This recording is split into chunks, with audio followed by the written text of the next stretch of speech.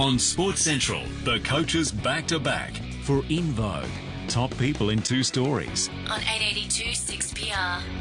It's straight down into Fremantle because Ross Lyon joins us on the program. Coaches back-to-back. G'day, Ross. Good evening, Bud. Hey, mate. Right in it up until three-quarter time. Do you think that was the turning point when they got those 2 late ones just before three-quarter time? Oh, look, it wasn't ideal, but, certainly wasn't relevant to the last quarter. No, we thought we were in good shape, and at the end of the day, we didn't play very well in the last quarter at all. So, it was disappointing. Do you look at fitness or anything like that when you do get yourself into that sort of position? Because you couldn't score in that last quarter.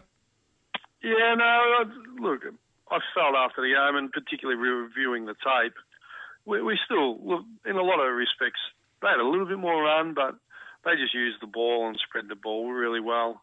We certainly spoke at three-quarter time about, winning the game and attacking.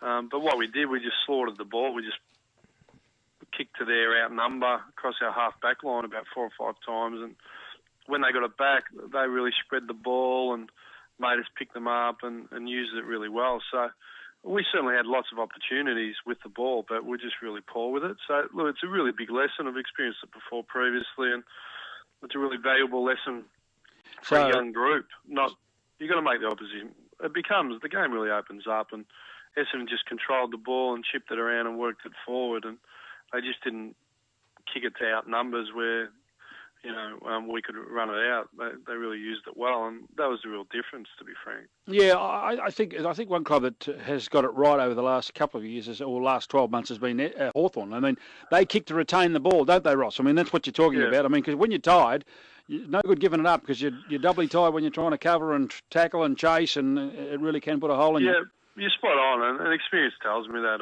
I knew previously you always just thought three-quarter time, spread the ball, retain it, but still penetrate. And one of the few shots we had, which was Pavs, we switched the ball and we worked it, and we made them pick us up. So, and people talk about defence and all those things. Your ball use is a big part of how you defend. So, I mean, they'd only had 8, I don't want to be technical, but in really simple terms, they'd had 8 scoring shots off turnover in the first 3 quarters. And then in the last quarter, they had 8.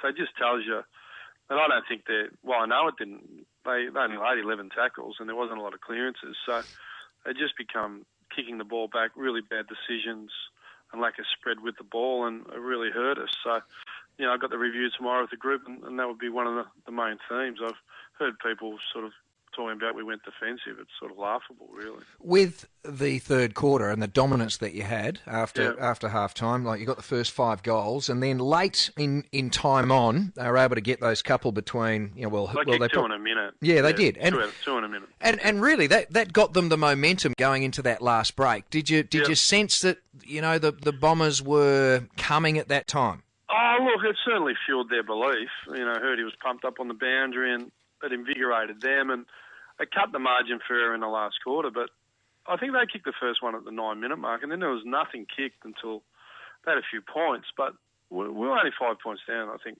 until they, with about 5 or 6 minutes to go. But we just couldn't, as I said, use the ball very well at all, and they just capitalised. So, but when you have a dominant quarter like the third, for them to kick 2 in a minute when they haven't kicked 1, or they've kicked 1 in the previous 28, it certainly sapped you a little bit, and a bit of that, because to dominate a quarter like we did 17-5, it takes a lot of energy, and you need to get reward for that. And unfortunately, we didn't have that buffer there. So, there's some really valuable lessons to go in and expose Crozier and Neil, our young types, and Griffin in the ruck, and and Pitt played and Crichton played. We really feel we're on the right path, and we're playing a good brand of football that, as we keep adding some experience back in, like Hill and Fife and those types. Ballantyne was obviously costly miss, and we feel that there's a lot of... We're really excited about the next 10 weeks that we can continue to improve. Very positive. Ross, on a lighter note, I was having a beer with the major sponsor of this program, Steve Seller, in the Rendezvous Hotel on Saturday night, and what sapped me was when I saw Jesse Crichton running around circa 1983 Dermot Brereton haircut. Yeah. What was that? Well, I don't know. I don't tend to worry about the younger generation, as long as they There's train a few hard. beards down there and too at the go moment. hard, What's going on with the beards? Who's got the beard? Has a Mundy got a beard at the moment? Oh, I think it might just be a 2-day growth for David. I like him clean shaven. Now, I'm a strict disciplinarian. I like him. Well, look like footballers and clean shaven. But at the end of the day, as long as they train hard and go hard. I mean, Matty De Boer's our pin-up boy. He's well mannered and clean cut, but he's our fiercest competitor. So I'd like a few more like that. Well, Nick Lower was good. He was really good. Came into the side, 30 touches. He didn't miss a beat. Yep.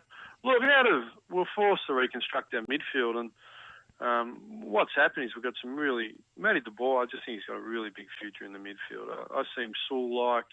Hocking and Watson are big boys, and they didn't push him around. And we lost the hit-outs considerably, but we won first possession and a lot of good clearance work. And Nick Lower in there was another. He's 187 and 88 kilos, so he's a big man. And Mundy, we just think, as we throw in a little bit of speed and run around them in Hill and Fife and Morabito, we're incredibly excited about what that midfield can look like. The old saying, you don't know what you've lost until it's gone. And at the moment, Zach Dawson wasn't there. I bet a big rap for him. I've seen him play some mighty games for St Kilda in the finals and grand finals in particular. So, I mean, that'll stiffen you up a little bit because you obviously had a bit of trouble with Hurley. Yeah, look, it's been a while since I think Hawkins kicked 5 in the first round. But look, he's a very special player, Hurley, and he got some good supply. And, Alex has just got to adjust to the level and the tempo again. But I'm sure he'll improve. And the big thing is failure's feedback, isn't it? So what we get to do is show what could have been done better and what he did well, or the rest of the defenders, how they could have helped, and we can go forward. So that's really important for us. What about Chris Mayne? How's his ankle? Came off late, but he was great. No, he's okay. He's really grown in the leadership and his maturity, and he's doing everything you could ask. And so he'll definitely play this week. Who won't? Who will you get back? Well, I've got 46 on the list, only 22. So who will you get back? Who will you get back who you've missed and you'd like to have in the team? Well, Ballantyne. 1. Hayden, 2. He's my youngest daughter's favourite player, so he comes straight back in. Yeah, right. That's 1. Yeah, and it's a 50-50 bet, I reckon, Hill and Dawson. So, but it wouldn't worry me if they didn't come, but they're a 50-50 bet. What else is that's about it? I don't think Aaron will be back. What about Morabito? I know he got poleaxed. Someone gave him a hit on the chin, so wake him up a little bit, so that's okay. Any chance? Duffield? Yeah, he was a little bit crook on the weekend, but his week prior, we're really close to selecting him because his week prior was so good. His response to being omitted has been really positive, and we'd like to see him back in there. So there were some really good performances in the seconds. Michael Walters has had 6 shots on goal again and continues to get fitter. Tom Sheridan was fantastic, and Cam Sutcliffe and Kepler Bradley. Jack Anthony was down back again? Yeah, he's building. So, look, if we keep conceding 6 goals to key forwards, Jack might get a look in. And Foxy was fantastic as well. So, there's a bit around the edges. What about Grover? After 3/4 time, were fantastic. He played really well. He played on Medhurst and kept him goalless, is my understanding, reading the report. Yep. And played with a hard edge, as did Robertson. And so he's second one back from a soft tissue. And as I drove in this morning to the club, he was already running laps. So he gave me that look in the eye, and I gave him a gentle wink and kept going. So he's really keen to get back in, and we're really keen. We respect what he's done for a long period of time, and it just hasn't gone his way. But certainly, there's plenty of footy left, and I can envisage him playing, no doubt. Obviously, if you're going to have any chance of beating Collingwood, you've got to deny him the footy. Do you think you can bring the troops together and get the game plan to try and do just that? Oh, no, we'd like to play pretty much the same way every week, and you've got to get your hands on it. So why we're able to score and score quickly was because we had plenty of opportunities from clearances, and our pressure was good. We forced a lot of turnovers. So, that applies to every team. I don't think you fear any team if you do the basics well for a long period of time, but you could see if you only do it for 3/4, what happens against absolute quality. So, we would like to produce what we did on the weekend for 4 quarters, not 3, and we think it will stand up against anyone. Ross, all right, before we let you go, obviously there was a little bit of a tiff between the you're letting your players play at Killarney on the weekend. Were you consulted about that, whether some of your players should go out to the bush to play footy or not? I did hear about, what was it, Callan or Killarney. Killarney, they went all the way to Ireland. Fantastic. No, out in Killarney they have a pitch in the middle of the field, and it's come across my desk. Covered over with rubber. And sand. There's a rubber pitch. No sand, Brad, no sand. No sand? No. I don't know. All I know is deemed a surface by the AFL unfit to play on. So certainly out of my hands, I just let the authorities take care of it, and certainly no involvement from me, but I was aware that did occur. Did you hold that against blokes like Kepler Bradley and that who play reserves footy for West Perth? That's the case? It's not ideal for them. No. It's not ideal. And they dominated, but so they should. You prefer them to play. That's exactly right. You prefer they played at a higher level, and I'm just surprised that at the waffle level they'd play grounds on a pitch, a rubber cricket pitch in the middle of the ground. It's a bit strange to me, but that's the point. I don't want to enter into local politics. No, but that's the point you make. It's a very good point that you make, and they look, the AFL with what happened to Sean Reid with just a little rubber disc was a massive problem. So it's just not going to happen, and it shouldn't happen. So, anyway, will we continue to debate that on our own, Brad, without Ross? Or? Oh, harden up. Let's go.